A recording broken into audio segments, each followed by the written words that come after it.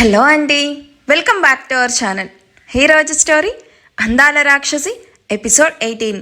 ఇక స్టోరీలోకి వెళ్తే, అభి కాల్ చేసి ఆఫీస్ పక్కనే రెస్టారెంట్లో వెయిట్ చేస్తూ ఉంటాను రమ్మని కాల్ కట్ చేయడంతో, దీన్ని ఇక్కడే క్యాంటీన్లో వెయిట్ చేయమంటే బయటికి ఎందుకు వెళ్ళింది అని అభిని తిట్టుకుంటూ హెచ్ఆర్ని బ్రతిమిలాడి గంట పర్మిషన్ తీసుకుని అభి చెప్పిన రెస్టారెంట్లోకి వెళ్ళి చాక్లెట్ ఐస్ క్రీమ్ ఎంజాయ్ చేస్తూ తింటున్న అభి తల మీద ఒక్కటి పీకి, నిన్ను లోపల వెయిట్ చేయమంటే బయటికి ఎందుకు వచ్చావే, నీ వల్ల మా హెచ్ఆర్తో బండ బూతులు తిట్టించుకొని మరీ వచ్చాను అంటూ అభి చేతిలోని ఐస్ క్రీమ్ లాక్కుని తింటూ చెప్తుంది.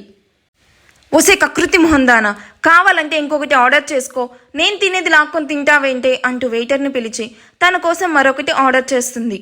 వాడు తెచ్చే వరకు నేను అస్సలు ఆగలేను, అసలే నా ఫేవరెట్ ఫ్లేవర్. ఎంగిలైతే ఏంటి, అయినా నీ ఎంగిలి భలే టేస్ట్ ఉంటుందిలే అని అభికి కన్ను కొడుతూ నవ్వుతూ తింటున్న భావనాన్ని చూసి తల కొట్టుకుంటూ, నువ్వు కొంచెం కూడా చేంజ్ అవ్వలేదు కదే అంటూ తన కోసం వచ్చిన ఐస్ క్రీమ్ తింటూ అడుగుతుంది. మనం ఎప్పటికీ ఒకేలా ఉంటాం కానీ ముందు ఇంటర్వ్యూ సంగతి చెప్పు, ఏమైంది, ఎందుకు అప్పుడే వచ్చేసావు, ఫస్ట్ రౌండ్లోనే బయటకు గెట్టేశారా ఏంటి? భవి అంటూ చిరుకోపంగా చూస్తున్న అభి వైపు చూసి హాయిగా నవ్వేస్తూ, జస్ట్ కిడ్డింగ్ రే, సరే బీ సీరియస్, చెప్పు ఏమైంది ఇంటర్వ్యూ అంటూ అభి వైపు చూస్తూ ఉంటుంది. ఫస్ట్ రౌండ్లోనే సెలెక్ట్ అయ్యాను, ఇదిగో అపాయింట్మెంట్ లెటర్ అంటూ నవ్వుతూ లెటర్ భావన చేతిలో పెడుతూ, ఇదంతా నీ వల్లే భవి, చాలా చాలా థ్యాంక్స్ అంటూ హార్ట్ఫుల్గా చెప్తుంది. హే, మనలో మనకి థ్యాంక్స్ ఏంటి, అయినా నేను జస్ట్ ఇన్ఫర్మేషన్ మాత్రమే ఇచ్చాను, నీలో టాలెంట్ లేకపోతే ఈ జాబ్ నీకు రాదు, సో ఇదంతా నీ కష్టం. ఎనీవే కంగ్రాట్స్ టియర్ అంటూ అభి చేతిని పట్టుకొని నవ్వుతూ చెప్తుంది.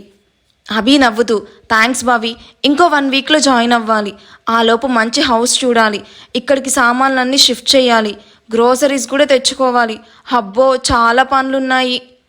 అవన్నీ ఫినిష్ అవుతాయిలే కానీ ఈవినింగ్ నా ఆఫీస్ అయ్యాక హౌస్ చూడ్డానికి వెళ్దాం. నేను బాగా తిరిగి 5 హౌసెస్ లైన్లో పెట్టాను, నువ్వు దాంట్లో ది బెస్ట్ సెలెక్ట్ చేసి అడ్వాన్స్ పే చేద్దాం. సరే కానీ మీ బాస్ గురించి చెప్పు, మనిషి ఎలాంటివాడు, ఆఫీస్ అవర్స్లో స్టాఫ్తో ఎలా ఉంటాడు, వర్క్ విషయంలో ఎలా ఉంటాడు, నాకు తెలిస్తే నేను కొంచెం కేర్ఫుల్గా ఉంటాను కదా. అవును, ఇంతకీ మీ బాస్ పేరేంటి?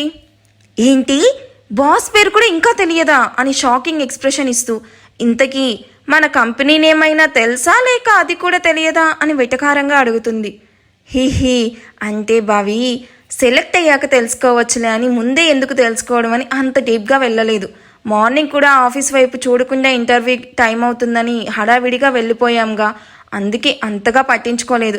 ఇప్పుడు నువ్వు చెప్పు, బాగా గుర్తుపెట్టుకుంటాను.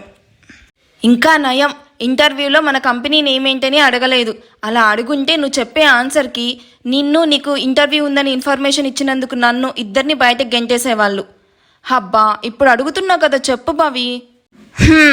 మనది వైజాగ్లోని top most company, name innovative software solutions, గుర్తుపెట్టుకో, founder of this company is అని అంటూ ఉండగా అభికి అనిత నుండి కాల్ రావడంతో నవ్వుతూ కాల్ లిఫ్ట్ చేసి తనకు జాబ్ వచ్చిన విషయం చెప్తూ తన ఆనందాన్ని తల్లితో పంచుకుంటూ అరగంట సమయం స్వాహా చేశాక భావన తనని ఇంటి దగ్గర డ్రాప్ చేసి రెస్ట్ తీసుకోమని చెప్పి తిరిగి ఆఫీస్కి వచ్చేస్తుంది.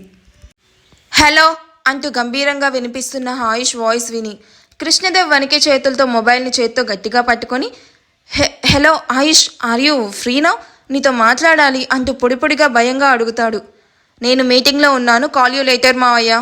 ఆయుష్, just a minute, meeting cancel చేసి నువ్వు అర్జెంటుగా హైదరాబాద్కి స్టార్ట్ అవ్వాలి, ఇట్స్ ఎమర్జెన్సీ.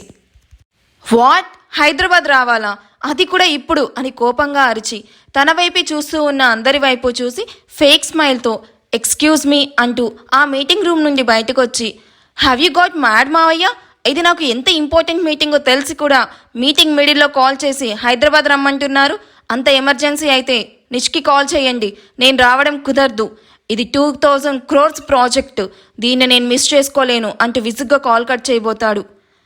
ఈ మీటింగ్ నీ కూతురు ప్రాణం కంటే ఇంపార్టెంట్ అనుకుంటే అలాగే వెళ్ళ ఆయుష్ అంటూ ఆయుష్ను ఆపడానికి కృష్ణదేవికి నిజం చెప్పక తప్పలేదు. ఆయుష్ అడుగులు కృష్ణదేవ్ చెప్పిన మాటలతో ఆగిపోవడంతో, ఏం మాట్లాడుతున్నావు మావయ్య, దియా ప్రాణం ఏంటి, తను బానే ఉంది కదా అంటూ సీరియస్గా అడుగుతాడు. దియాను హాస్పిటల్లో జాయిన్ చేశాను ఆయుష్ అంటూ జరిగిందంతా చెప్తాడు. అది చెప్పగానే, ఇంతమంది ఉండి కూడా పాపను ఇంత ఇర్రెస్పాన్సిబుల్గా ఎలా వదిలేశారు, పాపకేమైనా అవ్వాలి, మహల్లో ఒక్కరిని కూడా వదలను, దియా నా ప్రాణం, ఇంతకీ ఆశి ఎక్కడా, పాపం చూసుకోకుండా ఏ రాచకార్యాలు వెలగబెడుతున్నది, ముందు దానికి మొబైల్ ఇవ్వు అంటూ కోపంగా అరుస్తాడు. ఆషి మహల్లో ఉంది ఆయుష్, ఇందులో తన తప్పేమీ లేదు అని అంటూ ఉండగానే బీప్ సౌండ్ రావడంతో కాల్ కట్ చేశాడు అని అర్థమయ్యి బాధగా చైర్లో కూర్చొని దియాకు ఏమీ కాకూడదని దేవుణ్ణి బలంగా కోరుకుంటూ ఉంటాడు. తన చీర కొంగు పట్టుకొని లాగగానే చీర ఊడి రౌడీ చేతుల్లో చిక్కుకోగానే ఆశి ఏడుస్తూ గుండెలకి 2 చేతులు అడ్డుగా పెట్టుకొని, ప్లీజ్ నన్ను వదిలేయండి, మీరు ఇదంతా డబ్బు కోసమే కదా నన్ను చంపాలనుకుంటున్నారు, ఆ డబ్బు నేను ఇస్తాను, నాతో 2 లక్షలున్నాయి, అది తీసుకొని నన్ను వదిలేయండి అని ఏడుస్తూ ప్రాధేయపడుతున్న ఆశిని చూసి రౌడీలు ఎకిలిగా నవ్వుతూ, నిన్ను చంపితే మాకు 15 లక్షలు వస్తాయి డార్లింగ్, అయినా ఇప్పుడు 25 లక్షలు ఇచ్చినా సరే ఇంత అందాన్ని వదిలే ప్రసక్తే లేదు అని రాక్షసంగా నవ్వుతూ రౌడీలను చూస్తుంటే ఆశీకి ఒళ్ళంతా చెమటలు పడుతూ ఉంటాయి.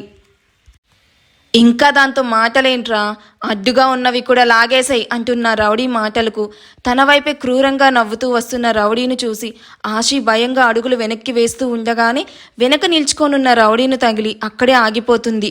అటు ఇటు ఇద్దరు రౌడీలు ఆశని కదలకుండా చేతులు పట్టుకోవడంతో పింక్ కలర్తో అందంగా కనిపిస్తూ ఉన్న ఆశీ నడుమును పట్టుకోవడానికి వస్తూ ఉన్న రౌడీ చేతిని చూస్తూ వాళ్ళ చేతుల్లో నుండి తప్పించుకోవడానికి గింజుకుంటూ ఉంటుంది. అది అవ్వక ఆ రౌడీల వైపు భయంగా చూస్తూ గట్టిగా ఏడుస్తూ హెల్ప్ హెల్ప్ అని అరుస్తూ ఉంటుంది. రేయ్ ముందు దాని నోరు మూసేయ్ అంటూ ఆశీ నడుము టచ్ అయిపోతున్నవాడు సడన్గా ఎగిరి 5 అడుగుల దూరంలో పడి కడుపు పట్టుకొని గిలగిలా కొట్టుకుంటూ ఉన్న రౌడీని చూసి అక్కడ ఏం జరుగుతుందో క్షణపాటు ఎవరికీ అర్థం కాదు. కింద పడ్డవాడిని పైకి లేపి రేయ్ ఏమైందిరా అంటూ వాడిని వైపు చూసేసరికి వాడు అతి కష్టం మీద నోరు తెరిచి వాడు నన్ను తన్నాడు, ఏసైన్రా వాడిని అంటూ కోపంగా అరవగానే ఆ రౌడీల మొత్తం అటువైపు చూడగానే 6 అడుగుల అందగాడు తను వేసుకున్న జాకెట్ ఆశీ చుట్టూ కప్పి ఆర్ యూ ఓకే అంటూ ఆశీ వైపు చూస్తాడు. ఆశీ ఆ వ్యక్తి వైపు ఏడుస్తూ చూస్తూ ప్లీజ్ హెల్ప్ మీ అండి, వీళ్ళు నన్ను అంటూ చెప్పలేక ఏడుస్తున్న ఆశీ కళ్ళను చూసి ఆ వ్యక్తి కళ్ళు కోపంతో ఎరుపు రంగులో మారుతాయి. ఆ కోపంతోనే కత్తులతో తన మీద వచ్చిన రౌడీలను రక్తం కారేలాగా కొడుతూ ఉంటాడు.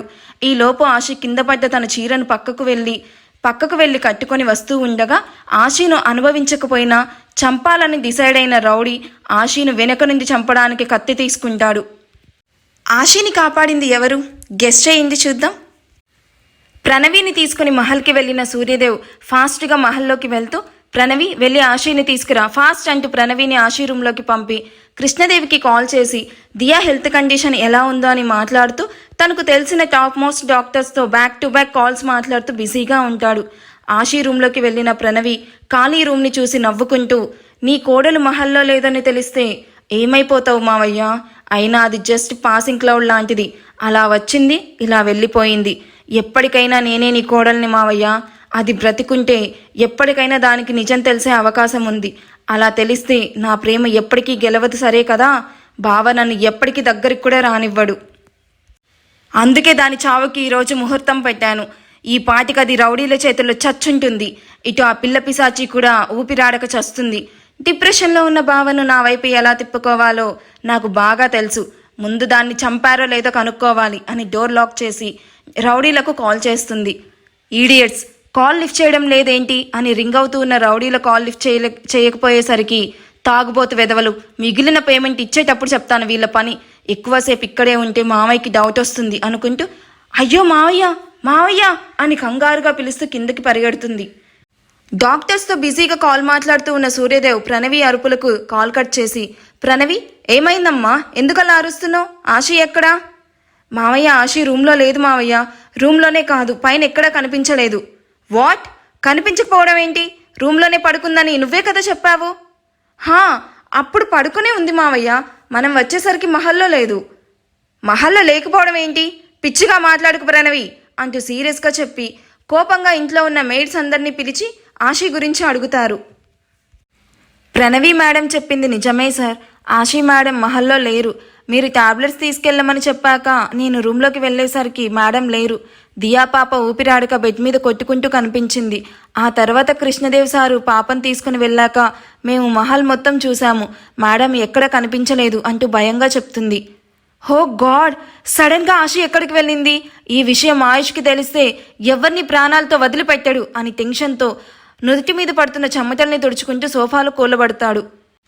అయ్యో మావయ్య, ఆర్ యూ ఓకే అంటూ ఆయన ముందు మోకాళ్ళ మీద కూర్చొని మేడ్ తెచ్చిన వాటర్ గ్లాస్ ఆయన నోటికి అందించి, మావయ్య మీకు కోపం వచ్చినా ఒకటి మాత్రం చెప్పగలను అంటూ సూర్యదేవ్ వైపు చూస్తూ పైకి లేచి, ఈ పెళ్లి బావ ఆశకి ఇష్టం లేకుండా చేసుకున్నాడు.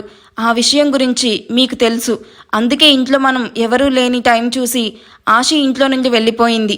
మీరు ఇది నమ్మి తీరాలి, ఎందుకంటే ఇదే నిజం కాబట్టి. నో, అలా జరగడానికి వీల్లేదు. అలా జరిగితే ఆయుష్ ఎవరిని వదిలిపెట్టాడు. ఆశి ఎక్కడున్నా సరే నేను వెతికి పట్టుకొస్తాను. అయినా ఇంత టైట్ సెక్యూరిటీ ఉండగా ఆశి ఎలా తప్పించుకొని వెళ్ళింది? Something is fishy. తనకిక్కడ ఎవరో హెల్ప్ చేశారు. అమ్మో, తీగలాగితే డొంకంతా కదిలినట్టు చిన్న లూప్ హోల్ దొరికినా అది నేనే అని తెలిసిపోతుంది.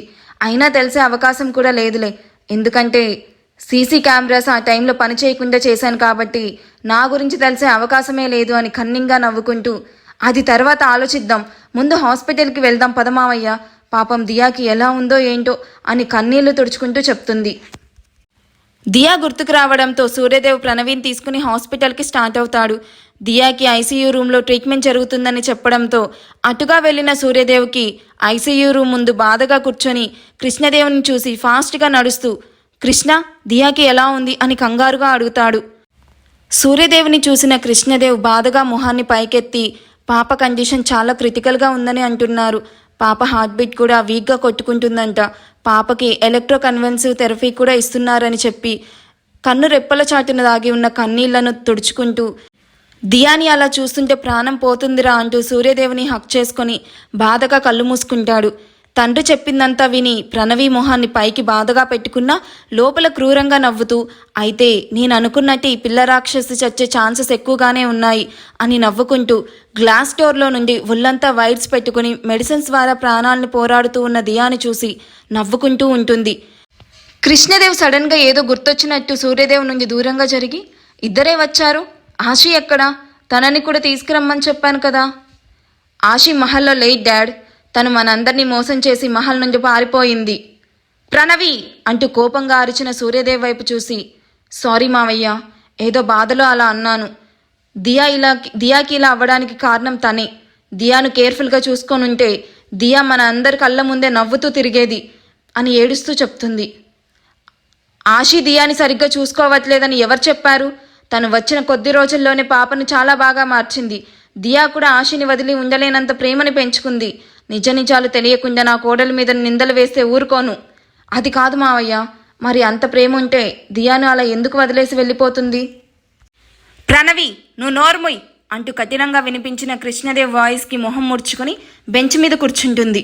బావా అంటూ సూర్యదేవ్ భుజం మీద చేయి వేసి, దాని మాటలు పట్టించుకోకు, అదేదో పిచ్చిది నోటికొచ్చినట్టు వాగుతుంది. ఈ విషయం ఆయుష్కి తెలిస్తే సిచ్యువేషన్ చాలా వర్స్ట్గా మారుతుంది.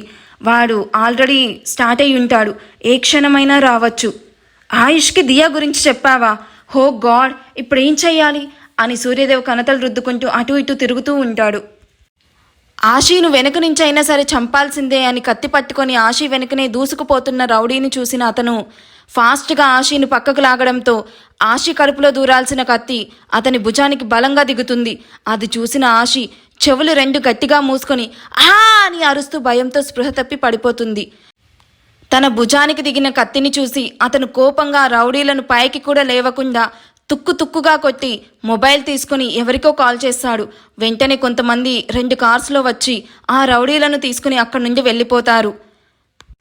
స్పృహ తప్పిన ఆశీని ఒళ్ళో పడుకోబెట్టుకొని ఆశీ మొహం వైపే ప్రేమగా చూస్తూ ఆశీ నుదుటి మీద ప్రేమగా ముద్దాడి ఆశీ చేతులను తన చెంపలకి ఆనించుకొని, మిస్ యూ ఆశీ, నిన్ను చూడ్డానికి 5 సంవత్సరాలు పట్టిందిరా, కానీ ఇలాంటి పరిస్థితుల్లో చూస్తానని అస్సలు అనుకోలేదు. నేను రావడం కొంచెం ఆలస్యమైనా తలుచుకోవడానికి చాలా భయంగా ఉంది.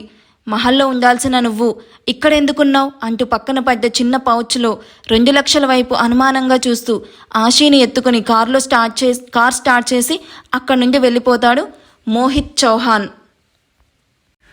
ఎవరు ఈ న్యూ క్యారెక్టర్ అని థింక్ చేస్తూ ఉన్నారా? ఆగండి, నేనే చెప్తాను. ఈ స్టోరీని టర్న్ చేసే క్యారెక్టర్ అండి. బాగా గుర్తుపెట్టుకోండి, చాలా చాలా ఇంపార్టెంట్ క్యారెక్టర్. ఇంతకంటే క్లూ నేను ఇవ్వలేను. ఈ స్టోరీ ఇన్ని ఎపిసోడ్స్ చూశారు, చదివారు కదా. 1 లైన్లో ఈ స్టోరీ గురించి చెప్పమంటే మీరేం చెప్తారు? మీ కామెంట్స్ కోసం నేను వెయిట్ చేస్తూ ఉంటాను. ఈ ఎపిసోడ్ ఎలా అనిపించిందో నాకు చెప్పాల్సిందే మీరు. అండ్ ఈ ఎపిసోడ్ చూసిన వాళ్ళందరూ లైక్ చేస్తారని అనుకుంటున్నాను. ప్లీజ్ ఇది ఒక్క ఎపిసోడ్కైనా చూసిన వాళ్ళందరూ లైక్ చేయొచ్చు కదా. Thank you for watching. Bye.